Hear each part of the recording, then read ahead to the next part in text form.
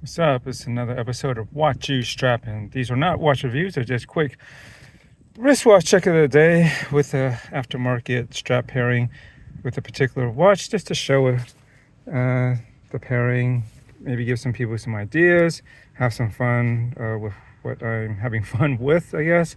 And yeah, today I have been back on the Longines Weems pilot watch. This is a pretty faithful reissue and reproduction of the Weems style of pilot watches that they made back in early parts of World War II, back before they had any hacking and automatic movements. Definitely with the hacking, they didn't really have that. And that's why you have this bezel here, which they call the second setting bezel, which you basically offset the start of the minute or the top of the the minute or the zero, the seconds, based off of a known radio signal. So right here, it's just passed. That would have been the top of what is it now? 2:36 p.m. And this alleviates the need or to the need to set the watch exactly like trying to hand wind it and get it to start up exactly when it should be in sync with the whatever time signal that you're getting synchronizing to. That would be very difficult. So to make it easier, you just hand wind it and get it going, and then just based off of a radio signal, you know exactly when will be like the top of the hour or the minute rather, and where to set the 60 or the 0 seconds. And that's where I have it now. It's right about at about 5 seconds past the right there, right about here. You can see it is now 2:37, and you let that go, and then basically it'll keep going. There's no hacking, so you pull the crown to the first position essentially, because this is the hand wind position right now. It's not a screw down crown, it's all manual wind as it should be. And then you just set the time, and you just kind of just gently nudge it or ease it into the exact time that it should be, and that's about it. It's pretty simple. I showed a video on how it's actually done. I don't know if it's actually how the military did it themselves, but I would imagine it's very close to what I did in the video. Anyways, this is a really cool limited edition to 1,000 pieces. It was about mid or early 1990s. I want to say between 1990 and 1995. I'm still having trouble to isolate exactly what years. I want to say it's closer to 1995 that these were reissued, and it was a Japan only limited edition. And they did actually make another version of this, which was larger. This is 33 millimeters. Here it is on my approximately 7-inch wrist, just under that. A second, I'll just make a little adjustment on my wrist here, and it's not too bad actually. I mean, I take it in the context that this is a vintage watch, essentially from a different time period, although it isn't. It's only about 30 something years old, right, versus 80 years old, which would be the original real World War II version. It's it's still true to size at 33 millimeters, and they did make a larger 36, but it's an automatic, so that's one downside in a way. And there's also like a date window at the 3, which none of these really had any dates.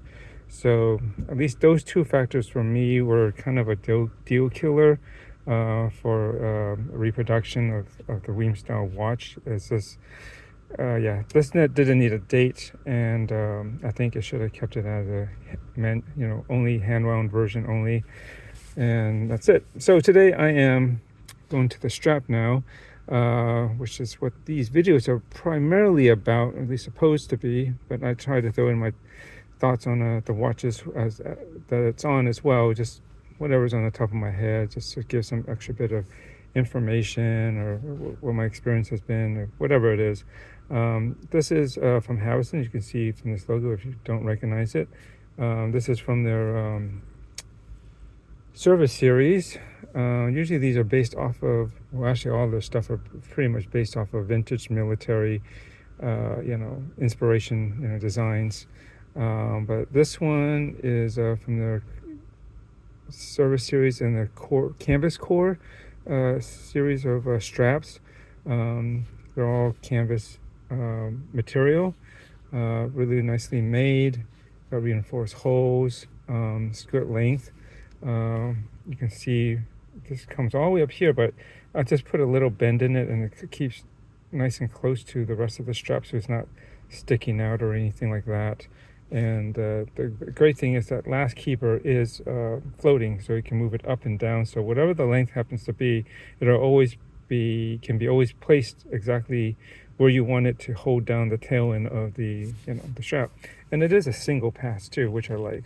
I want to say maybe very early on they did do a traditional, double pass kind of double layer kind of more traditional NATO style, but for a while now, for the most part, they are pretty much all single pass through.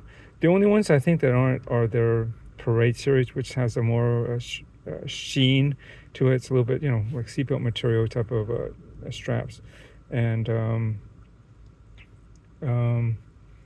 yeah, those are the only ones I think still have double pass through. But those are nice though. They actually wear really well, and they're pretty slim too. So on the right watch, they don't really add much height at all. It all looks good. But going back to this is they have 3 colors, at least in. I noticed that they only have let me back up a little bit. They come in a variety of sizes, primarily 20s and 22s, but because this watch at its unusual vintage size has 16 millimeter lug space, you need 16 millimeter straps, and luckily they do make a set of these in 16 millimeters. I think this is the only 16 millimeter straps that Haveston carries, and they come in 3 colors. They come in this one, which is I believe the M-1944C. It's based off of, obviously, from the name or the model name. It's from the 1940s, World War II. I look in the website. There's a more complete and definitive explanation as to where they got the design color inspiration. I think it's based off of the gear or uniforms. Probably the gear, the color of the canvas that they were using back then. I think they switched to a more greener color later on, if I'm not mistaken. But you want to know the nature of the color. It's from I think the GI's. Canvas, gear, their backpacks, and maybe web gear or something that they used back then. So it's really muted. It almost looks like a tan or brown color, but I dig it. I like things, especially military, where they look not so saturated, a little bit more earthy or desaturated or muted, toned down. It just has a good vibe, and I think it works well with this style of watch, though. Of course, back then they didn't really use NATO straps back then, but nonetheless, at least I can't deny that it still works and looks great. And they come in another 2 colors. There's a khaki sort of color, which is more like a khaki brown. I don't particularly like that one, at least the pictures and everything I've seen so far of it. It looks a little too like orangey brown kind of color. It doesn't. I don't know. It looks a little too saturated to me. Doesn't look right. I don't think it would really look correct with this watch in particular. And I do have one other color that I bought when I bought this one, because if you do get more than one, you get 2. You can get like a discount code as to get a discount off of the pairing, or at least for every 2. I suppose if you bought 4, you will probably get the discounts appropriately off of 4 of them, like 1 plus 10%, or it'll reflect in the overall price across the range. It'll probably be discounted if I'm not mistaken. Anyways, the other color is like a gray color. It's not all that different, but it is noticeably a bit more gray and less saturated, even less saturated. And it's called the Forecastle Gray. And again, check out their website if you want to know that, where the source of that gray that they use, that particular tone of gray they have for that strap is. That should look pretty darn good on this too. So I look forward to trying that on next time, or maybe one other time. I might not go back to back. But I did notice, at least on the gray, the 20 millimeters or even the 22 probably, they have a contrast stitching on those that is in like a navy color. But they did not have it on the 16 millimeters, all one color. The threads match the strap color on my 16, which is fine, but I think I really wish they would have made it consistent from 16 all throughout the larger 20 and 22 millimeter versions. Mainly because if I had gotten the gray with the blue stitching, I think it would have played off of the blued hands of this watch pretty nicely as well. And at first I thought, oh, that's cool, it has that. And then I looked closer and I kind of, wait a minute, only the 20s or the 22s have that blue stitching. The 16 is all one color. Anyways, we can talk about that when we get to that one later on. There we go. It's comfortable, it's well made. I can't complain. I think it works really well with this watch. And I look forward to doing, there's a few more pictures I want to take with this together, and I think it'll be pretty cool. So I've rambled on long enough, as I usually overdo. But whatever, my channel, my videos, I just do whatever. Not a pro at this at all, although I've had like over 400 something of these videos and some other things, some mixed reviews, and I am really late on some reviews of watches I've owned. They're all kind of in my computer. I've just been lazy to get to editing and putting it out, but I really need to get some other stuff out, especially the stuff that I've sold already. But I really like this. I think it was I felt lucky to be able to own one of these. I've always thought that Longines would be one of the brands that would bring back such a style watch, and I didn't even know that they did actually do it almost 30 years ago already.